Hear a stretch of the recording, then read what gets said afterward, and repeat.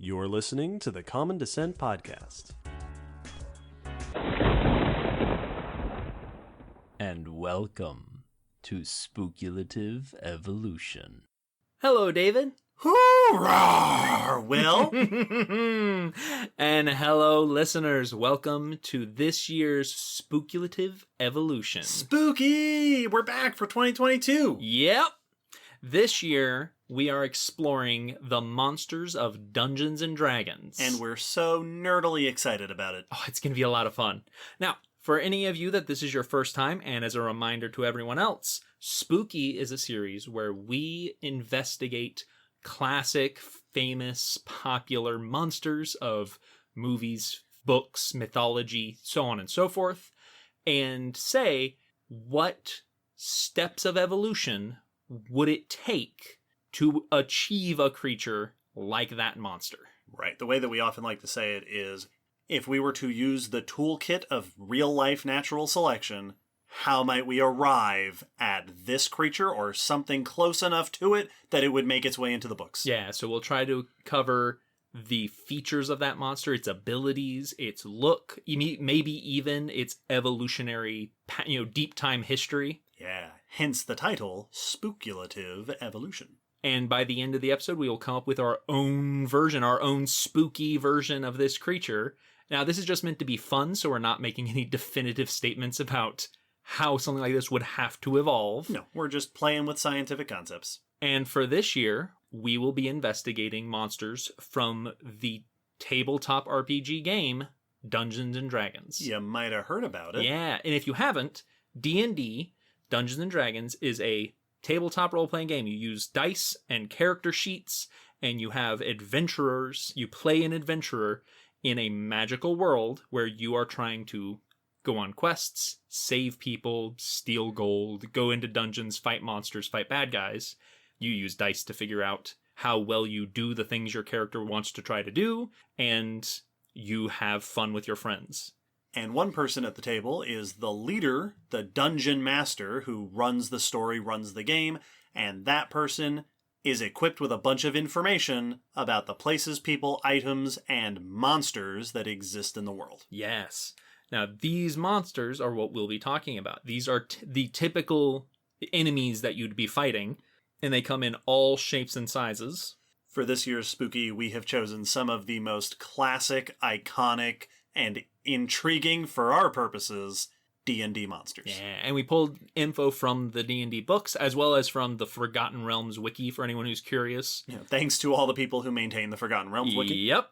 Forgotten Realms is one of the worlds in D&D, and this wiki covers basically all the info you could want for that realm.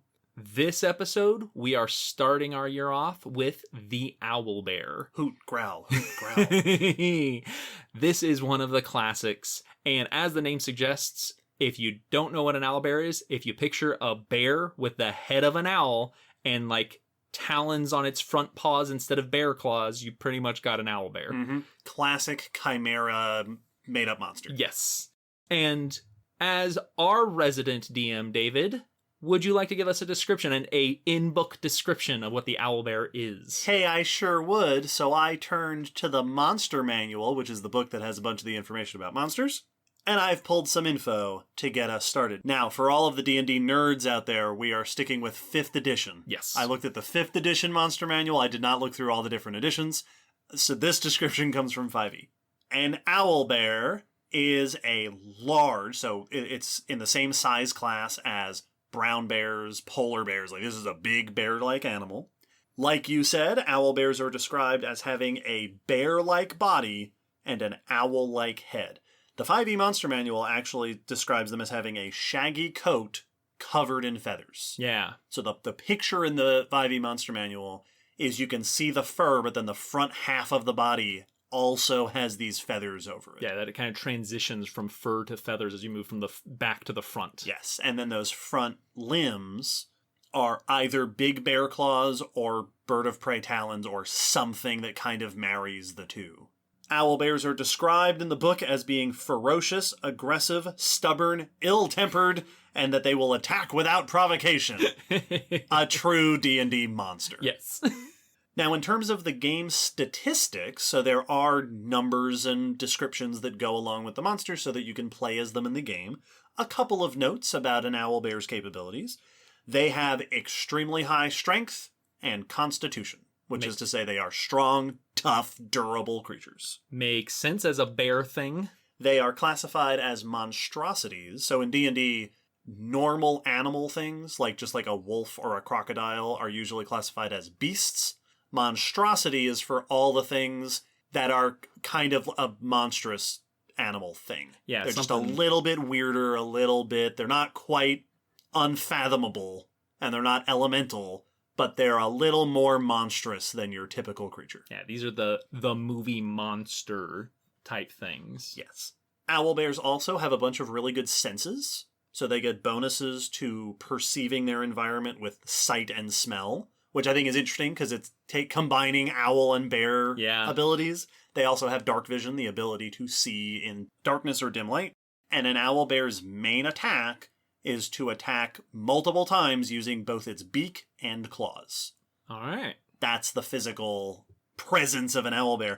In terms of when this animal shows up, owlbears are really tough, dangerous creatures for early level characters in game. Yeah. The Monster Manual also has a bunch of information about the behavior and what we know about the life of owlbears. So here's some natural history notes. Owlbears, unsurprisingly, are predators. They are said to hunt in dense forests during the night.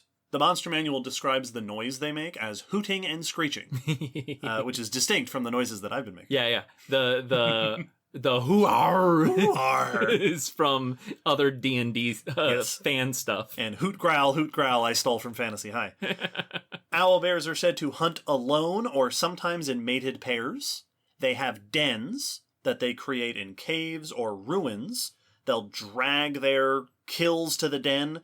And the Monster Manual also says that they store portions of carcasses there. Yeah. Which attract scavengers that also become prey for the owlbears. Owlbears are noted to be difficult to tame. But, of course, this is D&D, so people want to tame everything. As it says, quote, with enough time, food, and luck. Owlbears can be trained as guards or mounts, so you can ride a tamed owlbear, or as pets. Specifically for giants. Giants will keep owlbears as pets. There's also a note in the Monster Manual about the origins of the owlbear, like the in-world origins. Yeah, why they exist. And according to the book, scholars suggest that a misguided wizard created the first owlbear by crossing a giant owl, which is also a thing that exists in D&D, with a bear. So a wizard did it. A wizard did it. But apparently this is contentious among scholars in the made-up world of D&D because, as the book says, venerable elves claim to have known owlbears for thousands of years in the Feywild. The Feywild is the realm of fey creatures like elves and gnomes and stuff. So owlbears might just have come from a mystical alternate realm of the world, the Feywild, or maybe they were invented by a wizard who did a bad thing. Yeah, cobbled together. One other note, there are alternate versions of owlbears that show up in various different supplements and books and stuff.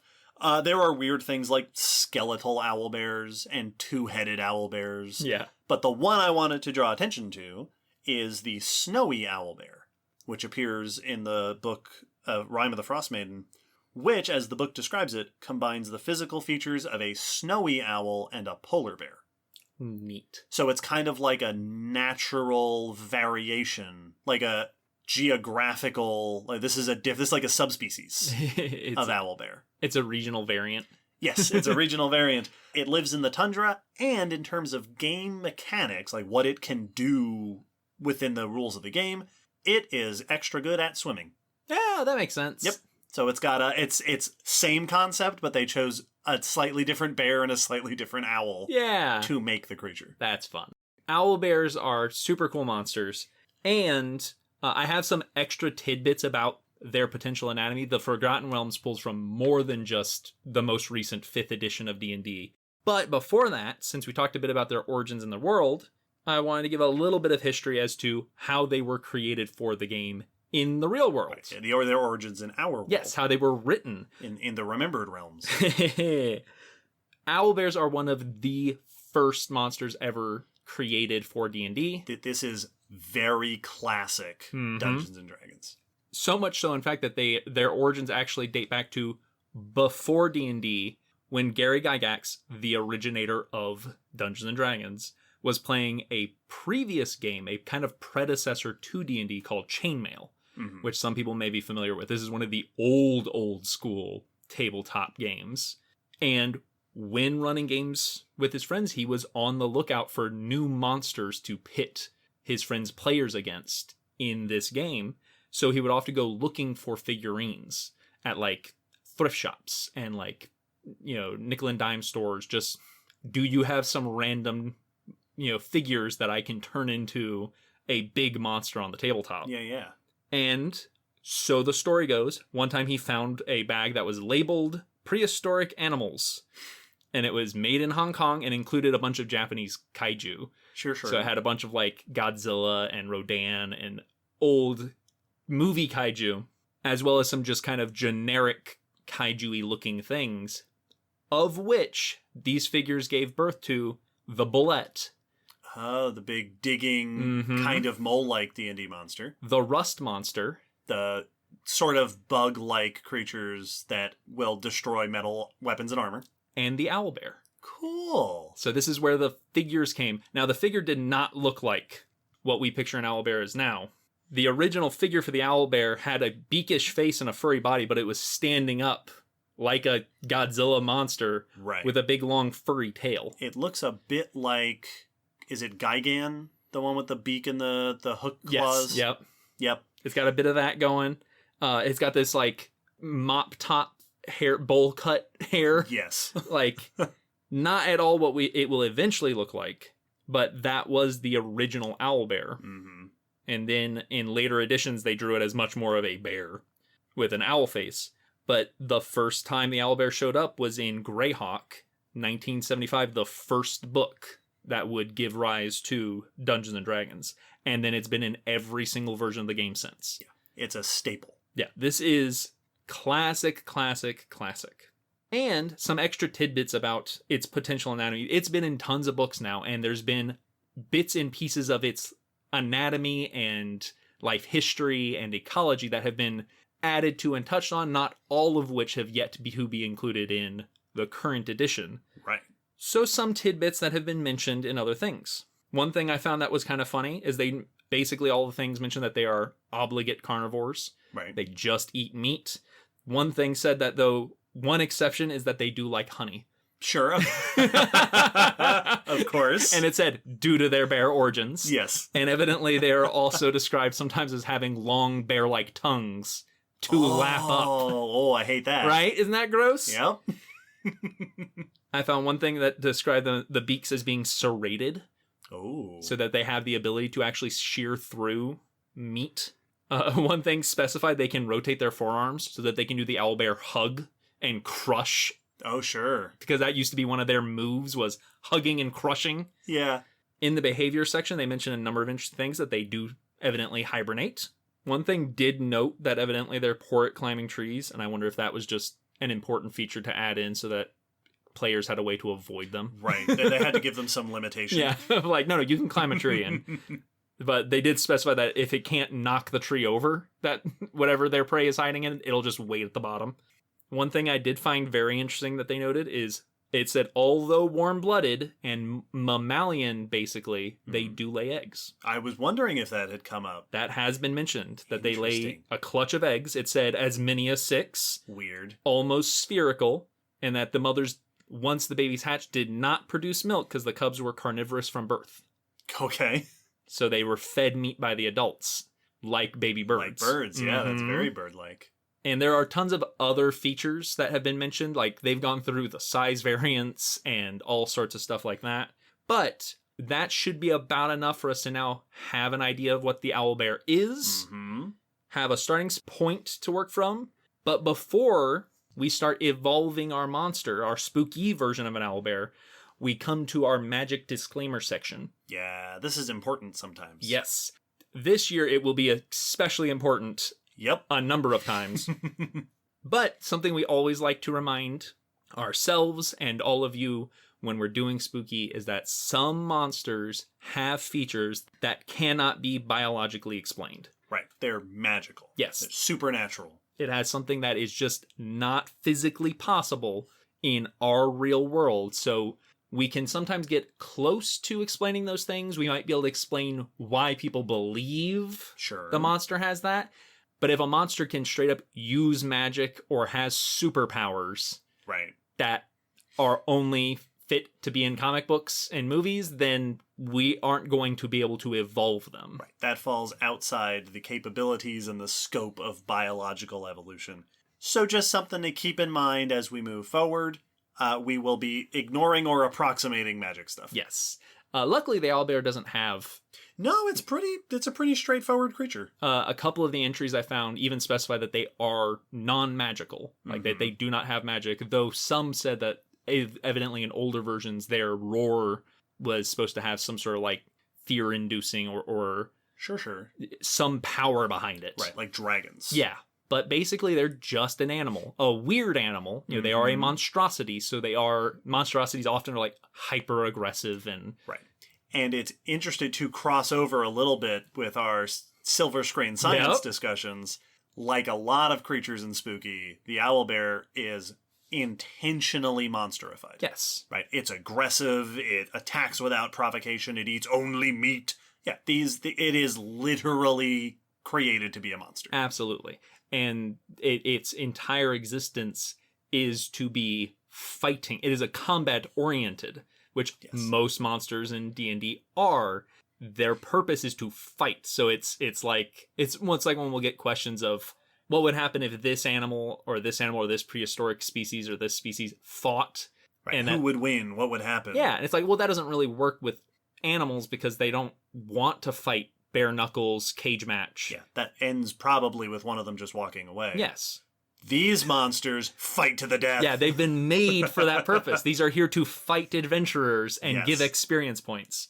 So now we can start evolving, talking about how would an owlbear be evolved. So, on the road to evolving an owlbear, again, thinking in evolutionary terms, evolution in the real world doesn't have an end goal, but we do. Yes. How might we explain something like this appearing in the real world? We start, I think, with the obvious question. Is it a mammal or is it a bird? Yeah, and that's what we have to figure out because it's got features that are too strongly attached Yes, to those two it groups. Very intentionally has some bear features and some owl features. Yeah. So do we start from mammalian ancestry and evolve bird-like traits, or do we start from avian ancestry and evolve mammal-like traits? And I'm curious to know what you say, because I have Yeah. an idea. well, I've given it a little bit of thought while I was taking the notes. And I gave it a little bit of thought over the last 10 minutes Yep. while you were describing owlbear stuff. Yep.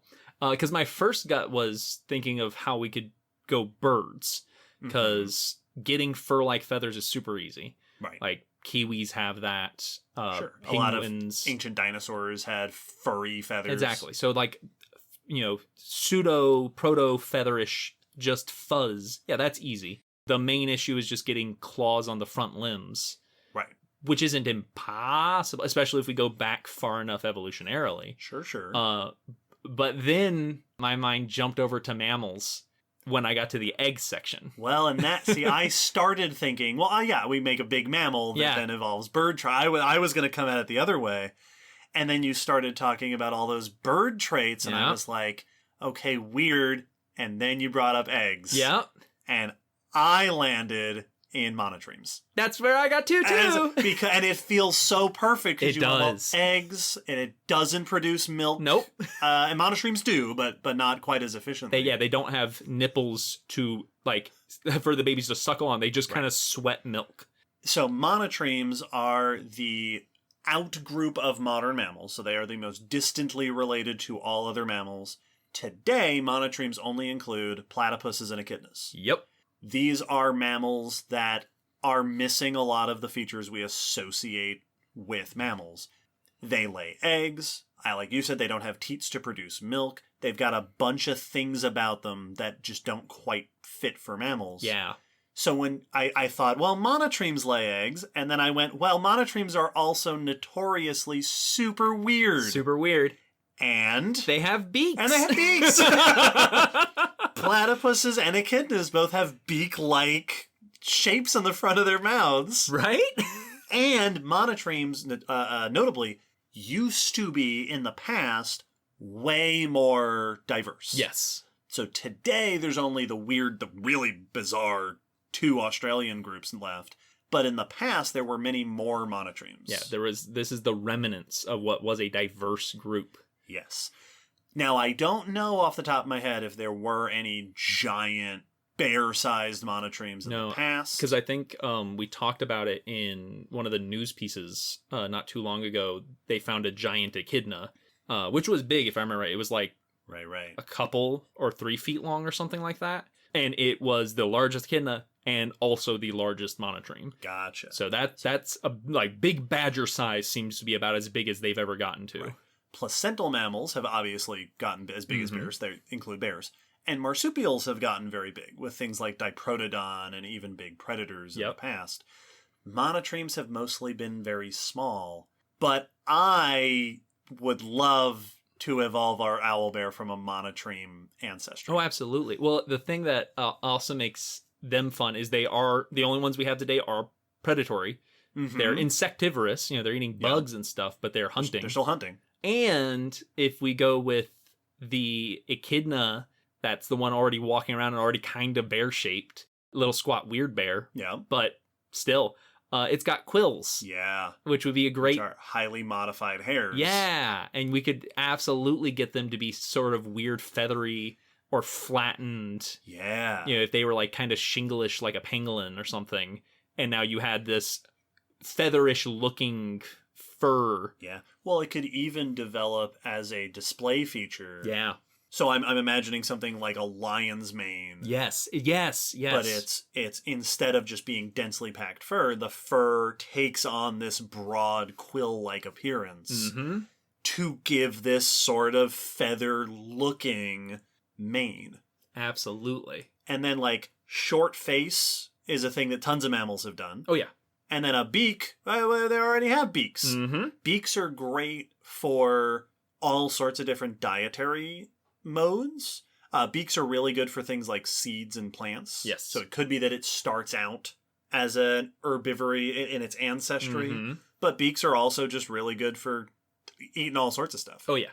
They're very, very functional, multifunctional.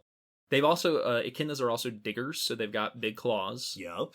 Which, if those started getting repurposed, I had the thought of maybe if they started going toward tearing into anthills and termite mounds sort of thing. Oh, yeah. And get powerful anteaters, Enarthran claws. Well, and especially if they... So I was just thinking that in order to achieve the size, so an owlbear is grizzly bear size. Yes. These are big.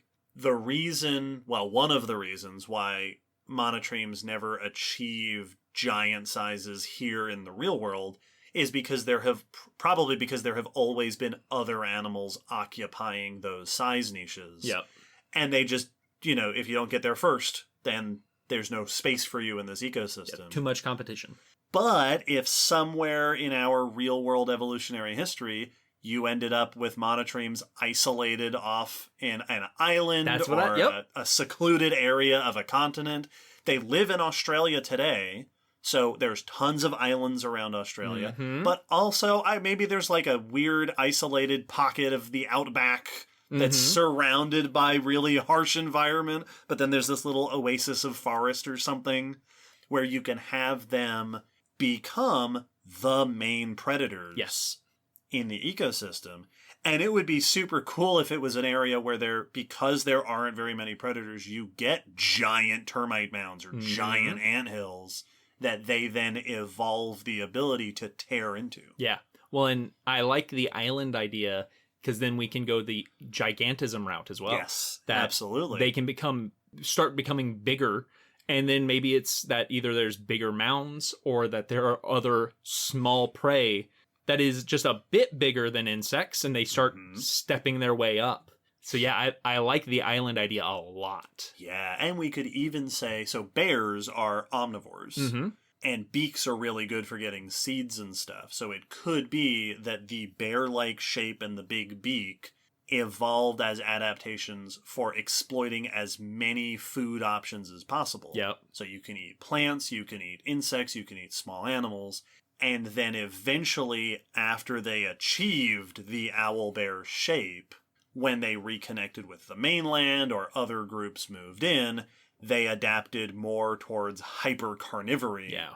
Because there were now abundant food resources to take advantage of that. Yeah, or maybe there was now new competition for those other food items that they get off the island, and now there are specialist nut eaters and there are specialist ant eaters that are pushing them out of those other non-red meat options. They're also nocturnal, Mm-hmm. which not only is, like, plenty of mammals are nocturnal. Yeah. That's not hard to do. That's also a very useful predator feature. Yes, absolutely.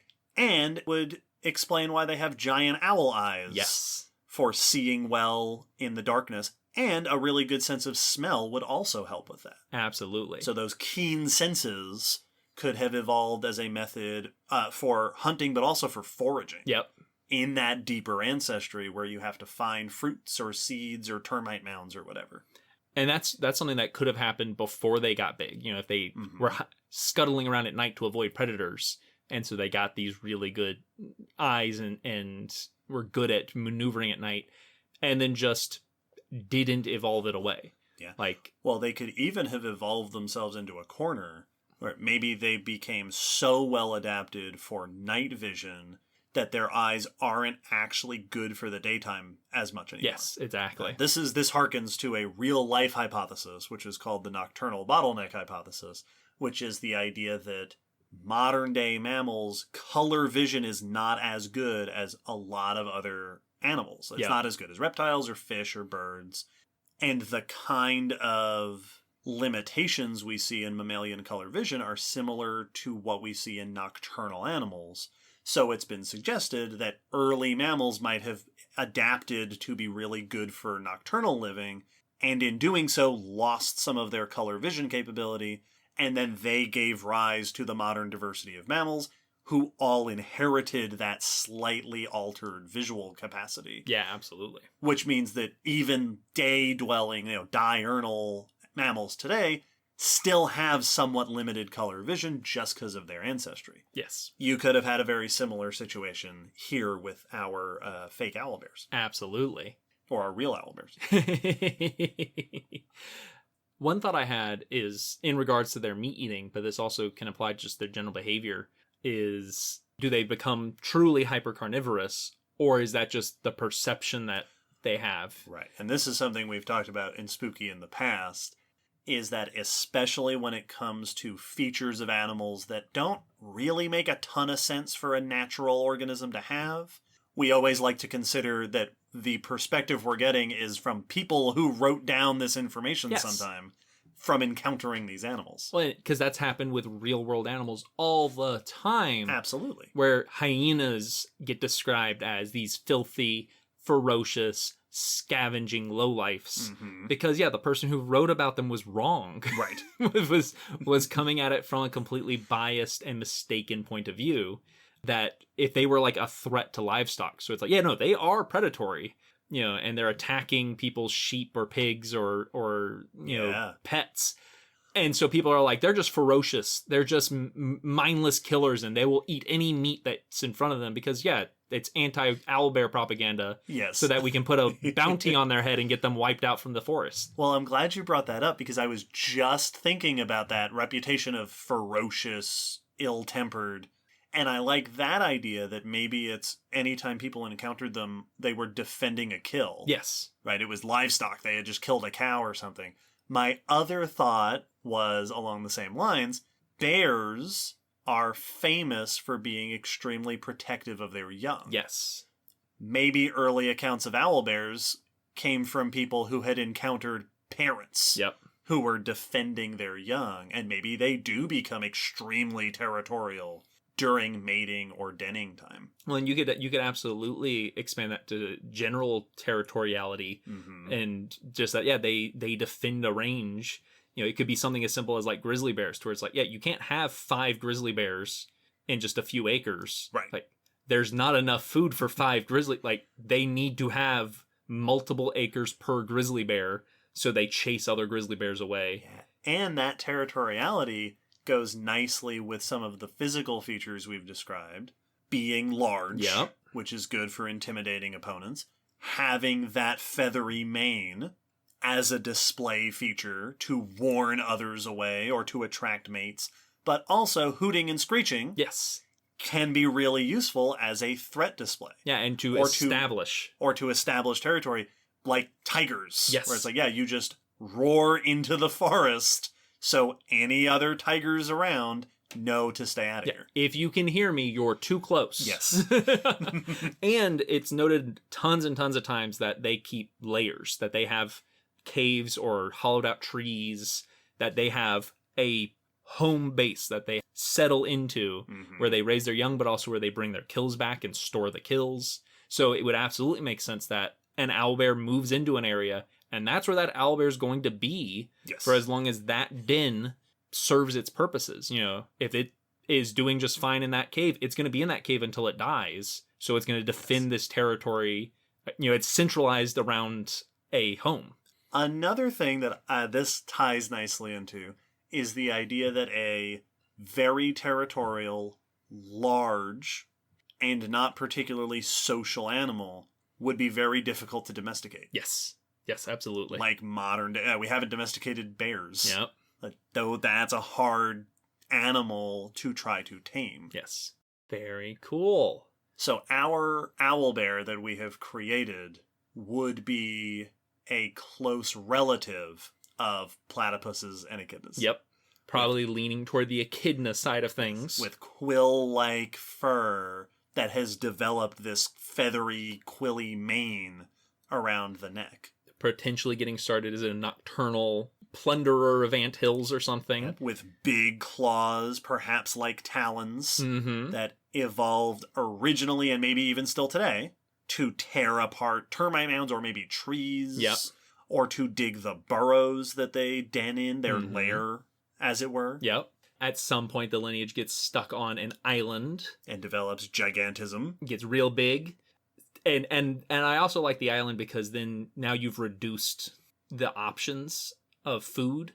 Like, there's just, you don't have as many options because there's less species on an island typically, which gives great reasons for why it would potentially turn carnivorous. Of like, yeah, there may have been enough for you to survive, but there's just not the diversity of insects that there were on the mainland. You gotta start eating birds. So yeah, you gotta start catching lizards, and you gotta start catching birds, and you gotta start... Or fish. Fish, yeah. You have to start catching other things. Then just it skews you toward carnivory, which, yeah, no, that's a really nice fit. And then we get it back to the mainland where it either continues getting big, you know, where it continues that path. Now there's even more food. Yep, and now competition Yep. with increasing populations, which could drive its size and aggression. Yeah. There's a lot of things that I like about this build, this evolutionary line. One, monotremes. That's awesome. I don't think we've used monotremes before. No, we haven't. Very cool. Two, because we're going with monotremes, we are in the Australian area of the world, and of course Australia would produce owlbears. Absolutely. Yes, no. Can you picture it? I want a Steve Irwin Ranger sneaking up on an owlbear and giving a description. Isn't she gorgeous? But then also what really strikes me about this one is that this feels so... This is an odd, spooky creature because it feels so reasonable. Oh, yeah. Absolutely. Like, so often our spooky creatures are a little bit of a stretch, and we intentionally put the least weird ones up at the front of the month. Yes. But no, this feels like a thing that could just actually exist out there. Absolutely. Well, it feels like the predatory, marsupials of the fossil record, to where it's like you're super weird as far as predators go because we don't have large lion-sized marsupial predators anymore. Yes. So every other predator we have that's a big mammal is a placental. Oh. So you have weird features. And then you also get those moments where it's like, and you're of a group where the only member left today is the Tasmanian devil, which is like the size of a shoebox. Like, well, and I love this idea because we've talked about this a bunch on the podcast where we have certain members of groups that are still around today that seem weird, but they only seem weird because they're the only ones left. yes. Maybe there was a whole diversity of bird-faced monotremes Yep. in the ancestry, that the past of our owlbear evolution, but the only ones that still survive today is the owlbear. Yes. Maybe there were all sorts of different weird owlbear-like creatures, Yep. and the only one that made it is the owlbears. Cool. Yeah. And then, once they get back on the mainland, you can have things shifted around and you get the polar ones. And Yeah, if they move up higher latitudes where it's a bit colder, or higher altitudes where it's colder, yeah. you can get snowy owlbears. Which is like tons of animals that have species, groups of animals that have species in cold get big and white. So that's, we don't have to mix it with a polar bear to get that feature. Yes. There are also other weird subsets, like there's the winged owlbear, which has actually full-blown wings. Sure. Which I don't think is going to happen in this evolutionary line. Not in this episode. Well, cool. Yeah. I'm quite happy with our monotreme, our echidna owlbear. Oh, see, now this is also where I don't know. I know that, like, I've heard platypus make noises because I've seen videos where they make their, like, weird chatter noise. I don't know what noise echidnas make. Which now makes me wonder if it's one of those where, like, its noise doesn't actually sound like an owl screech at all. It's just some weird noise. But because it's got a bird face, everyone calls it a screech and calls it But it's like, no, that's a weird echidna noise. Like, that animal says cock-a-doodle-doo. Yes. No, it doesn't. That's not true. Shazoo! I like this one. This is a good one to get started with. Yeah. But of course, like we said at the top, this is not meant to be serious. This is not meant to be definitive. You, dear listeners, might have your own thoughts about how you would speculatively evolve an owlbear, and we'd love for you to share those.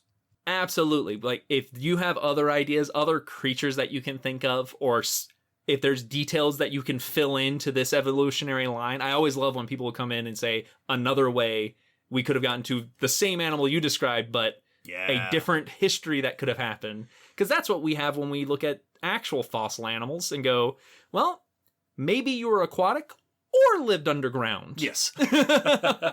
So if you have other cool ideas, you can share. Check the episode description for social media. Check our Discord. I'm sure there will be plenty of discussion on our Discord. Yes, we have channels for it. Also, and this is not to, like, ask for this, but in the past it's happened that people sometimes make fan art of our monsters. And we love it every time. Oh my gosh, it's so cool. So if you are inspired to make fan art, please tag us in it. Yep, send it to us. Or share with us, at us on the social medias. Let us see it. And if you're cool with it, we'll share it around as well. Yeah, you could hashtag Common Descent. You could also hashtag Spook-E or Spookulative Evolution, and that. Oh yeah. Oh yeah. We can start checking hashtags. And we have a section on our blog where we will share fan art if people send it up to us and are cool with it being shared. Yeah. And with that, we can wrap up episode 1 of 2022 Spook-E. Yeah, that's episode 1 of 4. Of 4. Every Saturday following this one, we will have another episode this month. Next episode will come out next Saturday. Yep, with another Dungeons and Dragons monster. 1 down, 3 to go. Any guesses, anybody? Let us know what you think might be coming up in the future of Spook-E. And while you wait, if you are interested, you can always check out our previous years of Spook-E. We've done movies and myths and plants and all sorts of other groups of monsters, so check those out. And see you next time for Spookulative Evolution. Ooh. Bye.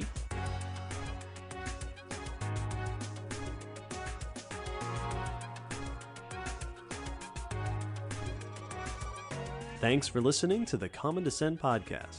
You can follow us on Facebook, Twitter, YouTube, and check our WordPress blog for pictures and links after each episode. Huge thanks to our patrons whose support helps keep this podcast running and who get access to bonus goodies on Patreon. The song you're hearing is called On the Origin of Species by Protodome, which we found at ocremix.org. Thanks again for listening. We hope you'll join us next time.